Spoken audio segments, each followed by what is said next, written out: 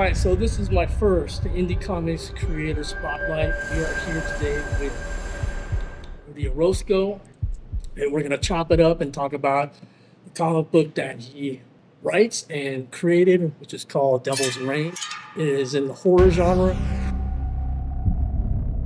I'll admit that I'm not huge on the whole survival genre, but I do like stories that have to do with revelations, the apocalypse, and religion. So Devil's Reign brought me back to like all the movies that I really enjoyed, like during the '90s, the 2000s, like The Sun is Sign with Demi Moore, The Prophecy with Christopher Walken, Yes. all those kind of movies like that. End of Days with Arnold Schwarzenegger. But I know this is different, and the twist is that it has to do with revelations, the rapture, and possession that's going on. But what I am like really curious about is how did this comic book start? What sparked it, and why did you think it was a story that needed to be told?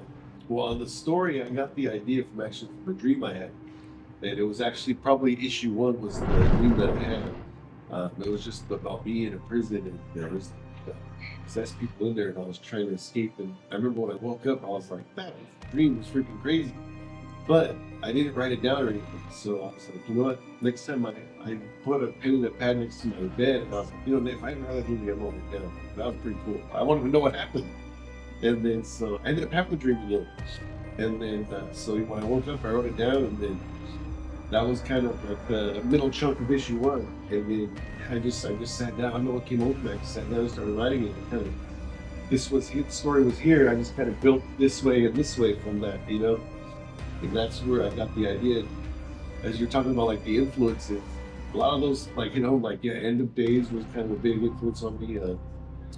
It's another one like Event Horizon, Demon Knight with you know, the Tales from the Crypt, Demon Knight. Right. That one always, that's like one of my favorite horror movies. And just stuff, like, there's even the Left Behind series, the Crypt Right. movies, yeah. Kirk Cameron. Yes, yeah, stuff like that. I had watched that with my aunt. She was really into she's really big Christian, you know, so she showed it to me, and I found it interesting. So I think all of that kind of affected, I had a dream after all that stuff. So I think maybe all that stuff inside my head just kind of put together a cool story. I really do feel like this story is like kind of like it's kind of already told. It's just kind of just coming through me. You know what I mean? Like I'm just kind of like chose the best to tell the story.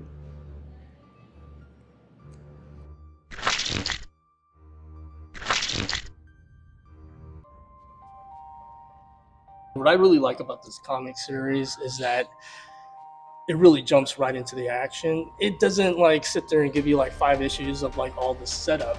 So far, I've gathered that the 2 main characters are Daniel Whitehurst and Ray Chavez. Yeah. What was the development process for like Daniel Whitehurst and Ray Chavez? So I would say Ray is most like me, because Ray battles a lot of stuff that I do, which is, you know, faith and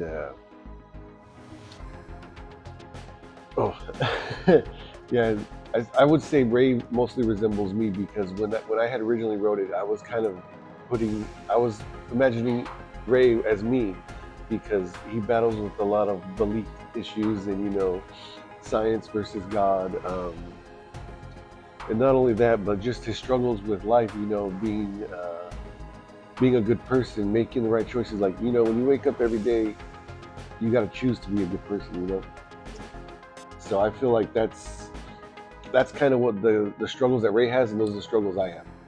And as far as Whitehurst, he was actually just a secondary character. So when I had originally wrote the story, he was just a character that shows up in the beginning and appears in the end of the story.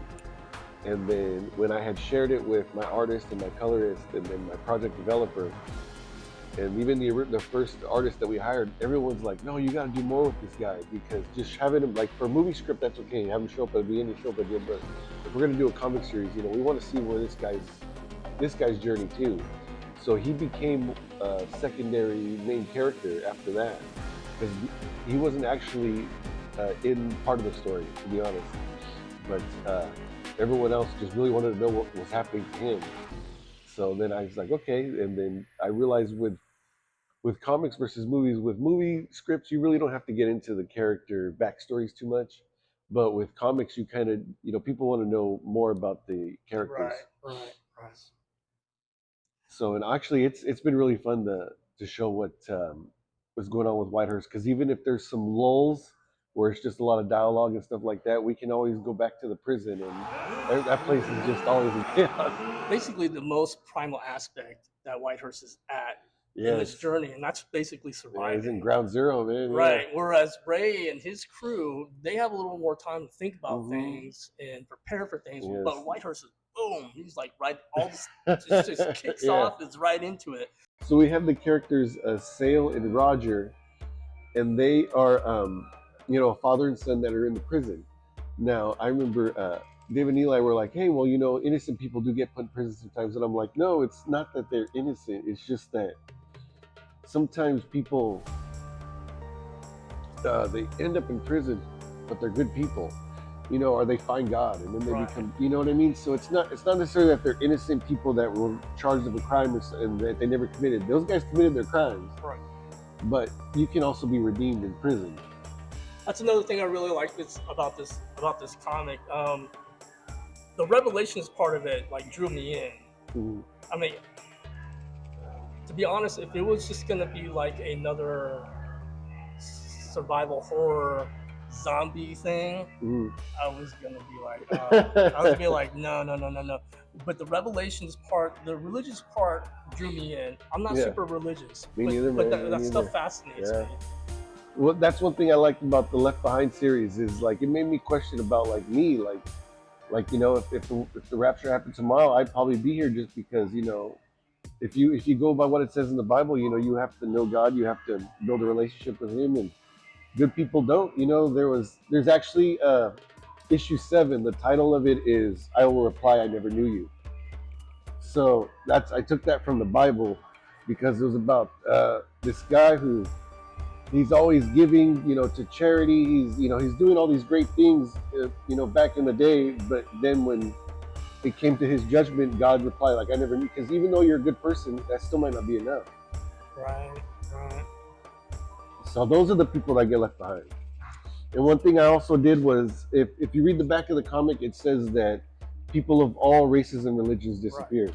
Right. So I didn't just keep it to Christianity. It's just what's in here. That's another thing that I was going to bring up that I really like about this comic. And even though it is based or steeped in religion, it's not overly preachy, which I appreciated. And also, that's another reason why I like it, is because even though I'm not religious at all, I reflect a lot. Like you, I'm like, man, am I a good person? Or I'd probably still be here. If the rapture happened, boom, I'd probably be here. Yeah. Chances are, if time went on, who knows, I might even become possessed. Because you don't know what that kind of environment is going to throw at you when that happens.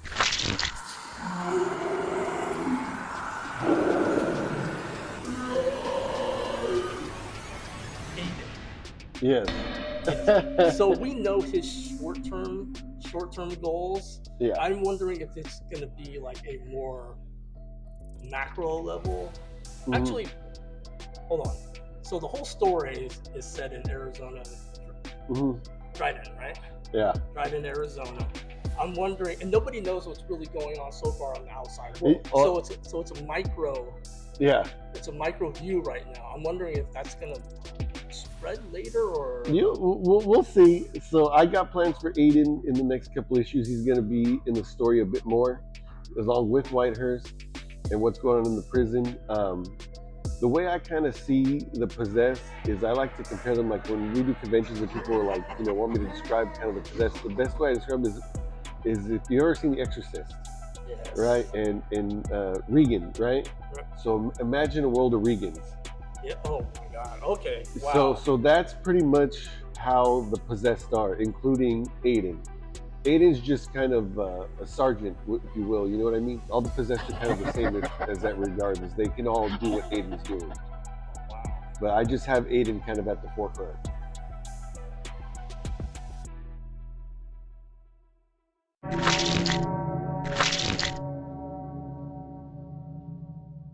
So you actually wrote the Devil's Reign movie script? Yeah, man. Fire. Yeah. Okay. Yeah, Let's see that bad boy. Yeah.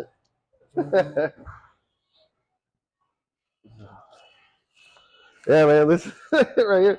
It's 210 pages, man. That's insane. 210 pages. Holy moly. Yeah. So that's the unedited version. I got one that the edited version's online, or on my computer. But that was no, I entered. That's the one I was saying. I entered it into some script writing contest, and I never heard anything, and I just sat on it for 10 years. Really? Yeah, but yeah, that's it right there, man. I think Devil's Reign would make a killer movie. Man, we were talking about that, man. They'd make a killer movie. They'd probably make a killer game too. You self-taught yourself Yeah. how to write comic books. Yep. Man, tell me about that journey. So it's just you just gotta the books are out there, man, to educate yourself. And it was actually so I started with the movie script at Screenwriter's Bible. I started there, wrote the movie script, and then when I met the team, a decade later, we converted to a comic. I went with Mike Mate, who was the first artist for the first book. He's like, if you want to write comics, you gotta know these guys. And he pointed to the Understanding Comics by Scott McCloud, and then Comics and Sequential Art by Will Eisner. Yeah, these are the books that he recommended. Yeah.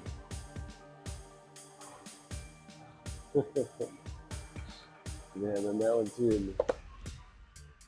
Yeah, so these are the guys. If you want to learn, you gotta learn from these guys.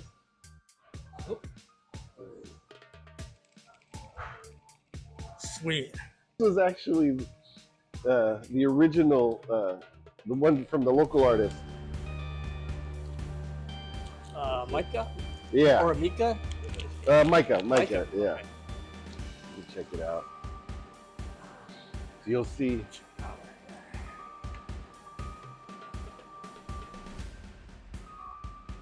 You'll see it's different, and we even have different publisher too. Yeah. Oh, Kablam? Kablam, yeah. What publisher do you use now? Comics Wellspring is the printer. That's what I meant to say, printer. Oh yeah, printer. Okay.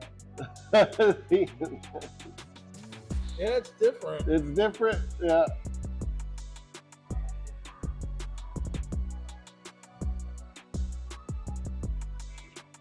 And honestly, I do appreciate this because this was kind of just getting my I just wanted to get it on paper. So then I was able to share this with David to kind of show him, where we wanted to go with it. Because after this, basically what happened is when we found David, we went ahead and David started on issue 2 and then went back and redid issue 1. Oh. Yeah. Oh wow, you made this guy a Nazi. Yeah. Aryan Brotherhood. So that was one of the things where I had to dial it back because, I probably know more about prison than I should not. I've been there or anything, but just from movies and stuff. So I know how you have the different gangs, you have this and that, you got the areas, you got the Mexicans, Northern, Southern, all that. So I was including all that with the tattoos and everything. And then basically when I met David and Eli, they're like, we don't got to do all that, So if you notice, the tattoos are just unique tattoos that they like, rather than keeping it kind of prison accurate. You know what I mean? Yeah, you wanted to make it more like a California-fied, prison system. Yeah. The Serenos, I forgot what they call the northern. Norteños, yeah. Yeah. Serenos. Mm-hmm. And it's then crazy. I know about it only pretty much from movies. Movies too, right? Yeah. Blood In, Blood Out. American Me. Yeah. But I remember when we had Mike do it when we started, and then I was like, put that swastika out there. He's like, I don't know. I was like, just do it, man. It's fine. It's accurate. It's prison accurate. Right. But we ended up taking it out when we found David and Eli. For advice to any upcoming indie comic creator, what is the first thing that you would recommend them to do? I've been asked this, and the first thing I do is you got to surround yourself with a good team. It takes a village. It really does. Just like raising a child, it takes a village to raise a book. It really does. And yeah, just have a good team and just be open to other ideas. Don't be so tunnel vision. Don't because be so married to like one yes, idea, yes, one yeah. outcome. Because I find that the more other people bring to the table and add to the story, it just makes the story much more depth. Because after working with David, Eli, and Alexa, and then Abel was also another my friend from work that was involved. They all have these great ideas, and then they just add a little something to the story. So I feel like from where I started, if you were to read the movie script and then the story now, it's like night and day, because it's just such a more like story with so much more depth now.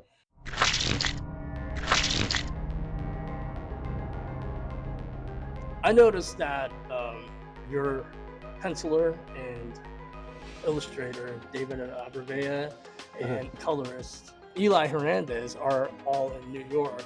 Yeah. So I was wondering, like, how did you guys connect? Right. So I would have to go back to so basically when I had wrote the story back in 2008, and then I had submitted it to like a couple of script contests, and nothing ever happened with it. So then I just sat on it for like 10 years, man. And then my coworker, he was always writing in his journal, and I was like, "Oh, you like to write, man? I like to write too." And he's like, "Let me read some of the stuff you wrote." So I shared it with him, and then he's like, "This is really good. Can I share it with other people?" And he had shared it with Alexa Lopez, who's our project developer. After she had read it, she's like, "This is really good. You should do something with it." And then we had talked about it. And then Abel and Alexa were like, "You should make this into a comic." And then so I just started researching on how to make comics, and then changed it to his comic script. And Alexa was like, "I'll find you the artist and the colorist." And so she went online. She went into like DeviantArt and all these different like. I'm not a social media guy, but she was on all these different sites, with all these different artists. And yeah, we were just on the hunt for an artist, and then we ended up hooking up with David and Eli. But she had actually found Micah, who's the artist here in Modesto, and he's the first guy to take on the project. And then after Micah, then it was David and Eli. So Alexia Lopez, she's the one that kind of Yeah, she kind of orchestrated. roped everything together. Yeah, I just kind of sat back and let her do her thing. Yeah. She's the editor then. Yeah. She's like she's the editor. Is Yeah. she also from the California, or She lives here in town. She lives here in Oh, town. does Yeah. she? So my coworker, yeah, that's his sister-in-law. So that's Oh, wow. yeah. So it really worked out. And then we found the local artist to start, and then after that we had branched out, and then yeah, she just found David. And it's kind of a cool story how when we met David, and then because he's an awesome artist, and then when we talked about his rates and stuff like that, and then I was like, "I can't afford that, man. Like, as a great artist, thank you, but I'll have to pass." And he's like, "Well, no, hang on, let me see the script. Send me the script, and then maybe we can work something out." And so I sent him the script, and then he called me back. He's like, "Hell yeah, we'll work something out." And so he took it on, and we worked it out where it was something affordable for me. So. How much leeway do you allow the artist to kind of like, suggest things, or improvise? That's improvise. So one thing I realized is it's all about like it really is making a comic is almost like a song. Like it's a rhythm, it's pacing. So sometimes my pacing can be off when I write, and so I think that's one thing my artists help me with. They're like, so they'll make changes to make it flow better, or like we rearrange this and that to make it. So a lot of the times when they make changes, I'm like, I see where you're going. So even stuff like that. So also sometimes less is more. Right. So they do a great job of working on the rhythm, the timing, stuff like that. So it just flows really good. And as far as like story changes, stuff like that, that's something we all discuss as a team. And then if we're kind of like, I see it going this way, you see it going that way, we'll try and meet in the middle. Nice. Yeah. I want to give like a shout out to like the artists, like David Abave and Eli Hernandez, because I think the work they do is super phenomenal.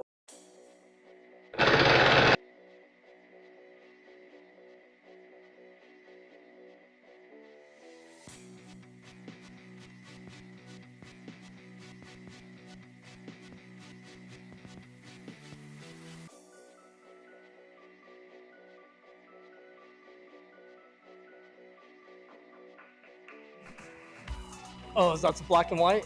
This is the black and white, yeah. Oh, let me see that. There you go. That's issue 4. Because I really do like Eli Hernandez's colors. So, oh, that's crazy. Oh yeah, and I got them all here too. The covers are different too.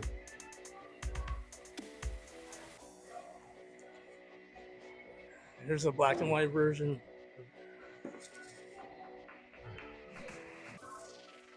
I like this cover, man. This cover's cool. Issue number 3 cover. It's the black and white cover, right? Yeah, yeah. Mm-hmm. Mm-hmm. Or is it issue 3? Sorry. You see issue 3? There it is, right there. Issue 2 cover in black and white, and this is probably my favorite one. Mm-hmm. But I think it's got to be in color.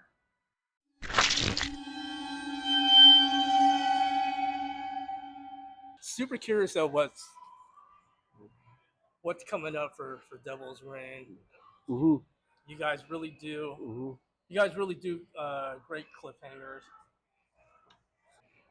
Like I remember, like when you did the review, how you were saying, like, you know, you wanted to see maybe just more story, like dive into the characters a little more, right? And I think that's what we're doing actually in the next few issues. So Yeah, we're kind of getting to know who the people are. Yeah, that's just something I'm curious about. I'm just like saying, like, this is what I'm curious about. I like to see. You know what's funny too, man, or it's really interesting is I feel like because when I wrote these stories, when I wrote this story, I was just grabbing names out of thin air, you know, like Greg, Jason, and now like I don't know, I feel like I'm like I feel like I work with like a guy named Greg, and I'm like, man, this guy displays traits like Greg, either my character, and then so I start thinking maybe it's like so for instance, I take it as a sign, you know what I mean? Right. Because when I first started, I did feel kind of silly. I was like, what am I doing, man? I'm like, you know, 30, I'm making a comic, you know, like, you know, but then I remember I was just kind of having doubts.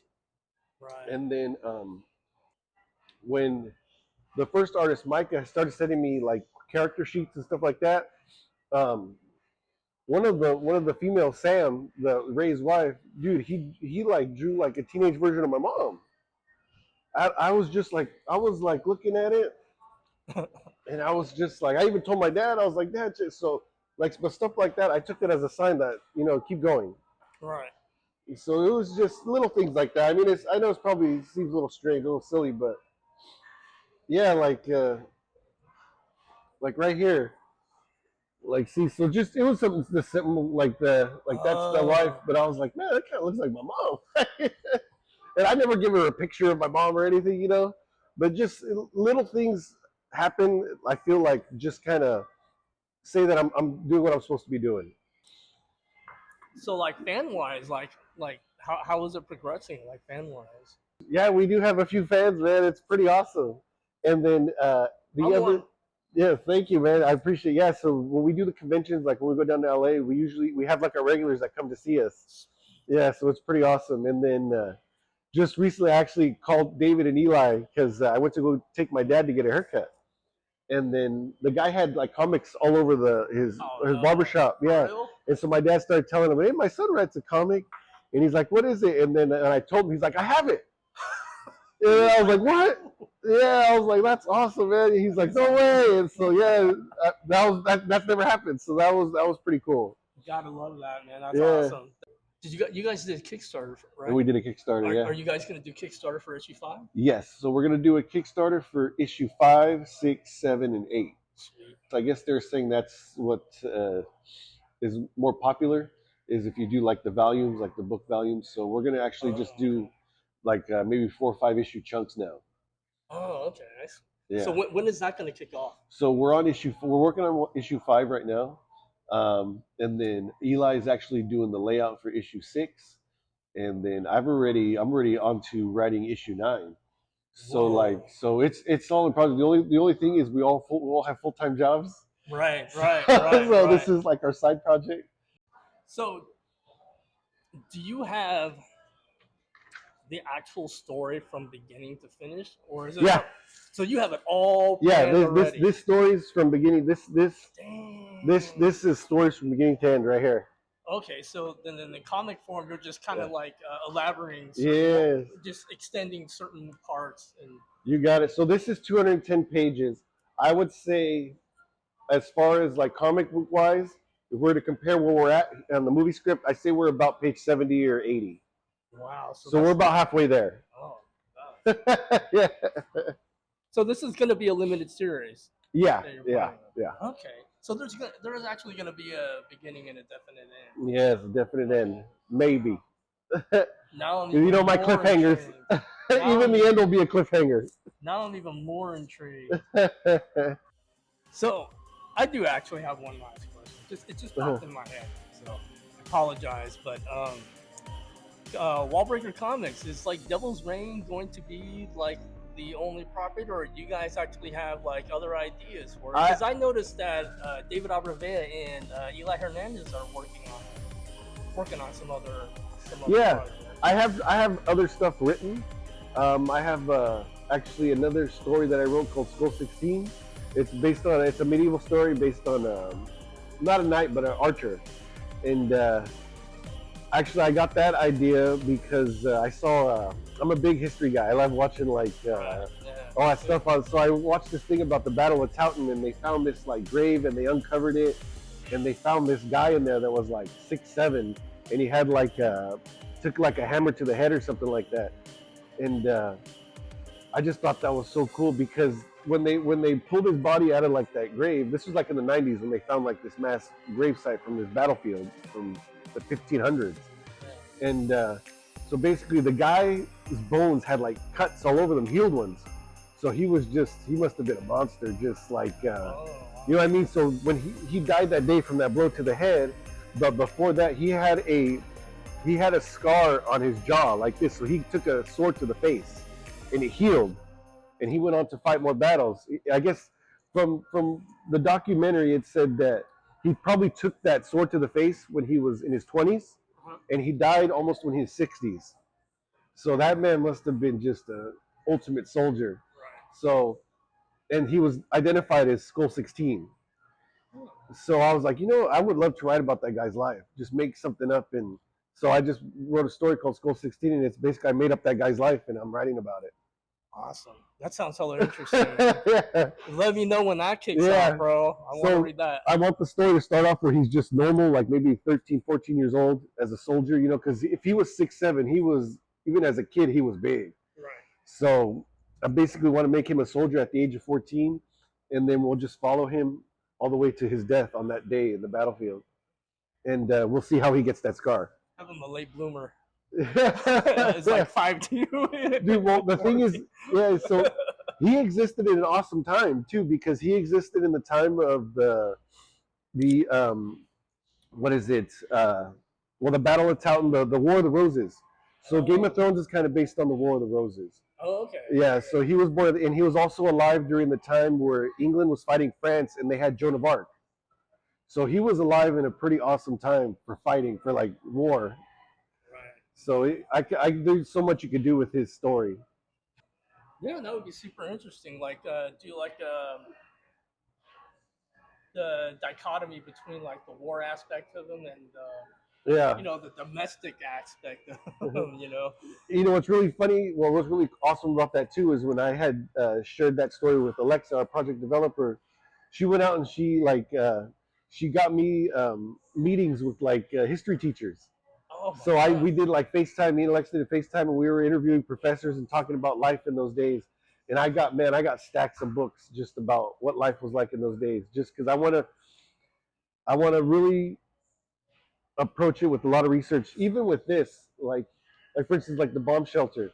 Man, I did so much reading on bomb shelters before I wrote this. Same thing for prisons. I interviewed corrections officers and stuff like that. So I don't just write like willy nilly. Like I really go into research mode when I write about this stuff. So yeah, so I did the same thing with Skull 16. I only got issue 1 right now, but hopefully once this is done, I hope to jump into that. It's gonna be the same creative team, or are you gonna branch off? We'll see. It's really up to David and Eli, because they got a lot going on too. We're all getting older. Like it's just, But I know for sure we're gonna see this through to the end. I know that.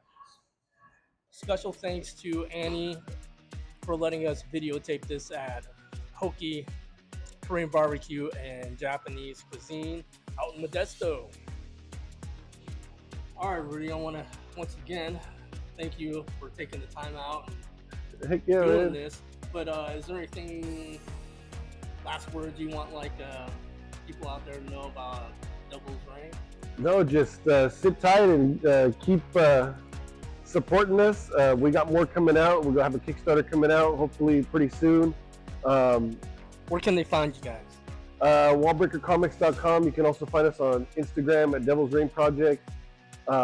We also got Twitter and Facebook, the Devil's Reign Facebook. So if you go to our Instagram, you'll get the link tree with all our stuff on there. And yeah, it's just you can also order this stuff online. So Hope you enjoyed my very first Indie Comics Creator Spotlight. Had a blast chopping it up with Rudy, getting to know him a little, as well as the creative team behind Devil's Reign Comics. Lots of fun getting that behind the scenes glimpse of how it all began.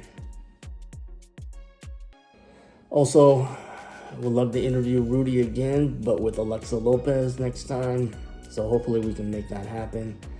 Debating about whether to interview Eli Hernandez and David Abrevaya separately or together, since both are in New York. Also debating about whether I should interview them via YouTube Live or Zoom. Two things I've not yet to do. Also, I'm going to have all the information on where you can check them out and where you can purchase Devil's Reign Comics in the description below. So be sure to look there. As usual, like, share, subscribe. Check out my other videos, and we'll see you in the next one.